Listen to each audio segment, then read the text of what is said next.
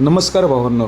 कुमार रणवीर राहुलभाई पाटील अडवली कल्याण यांचा हिंद केसरी बिंजोडचा बादशाह मथुरबद्दल अपडेट घेऊन आलेलो आहे की मथुर कधी पळणार आहे, उद्याच्या मैदानात पळणार आहे का, जर पळणार असल्यास 3 फेरेचं घाटावर पळणार आहे की बिंजोडला पळणार आहे, या सर्वांची उत्तरं मी देणार आहे. कारण की कमेंटमध्ये प्रश्न तसेच होते, मथुर नक्की कुठे पळणार, कधी पळणार. तर या सर्व प्रश्नांची उत्तरं आपण या व्हिडिओमार्फत देणार आहोत. तर मथुर आपल्याला मागचं मैदान म्हणजे 4 तारखेला मौजे इताडे मध्ये दिसला होता. तिथे एक फेरा झाला होता, पण शर्यत होता अंधारेमुळे कॅन्सल झालेली आहे.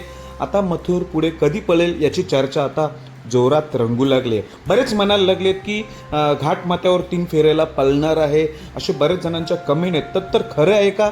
तर भावांनो, घाट माथ्यावर नाही पळणार. मथुर अजून घाट माथ्यावर गेलेलं नाही, त्यामुळे घाट माथ्यावर आपल्याला मथुर पळताना दिसणार नाही. मग मथुर कधी पळताना दिसेल? तर भावांनो, उद्याच मथुर पळताना दिसेल. उद्या 8 मार्च बिंजोडच्या मैदानात. उद्या मोठं मैदान आहे, मौजे उसाटणे बिंजोड. मौजे उसाटणे येथे आपला मथुर पळताना दिसणार आहे. बिंजोड मैदान गाजवण्यासाठी मथुर सज्ज झालेला आहे.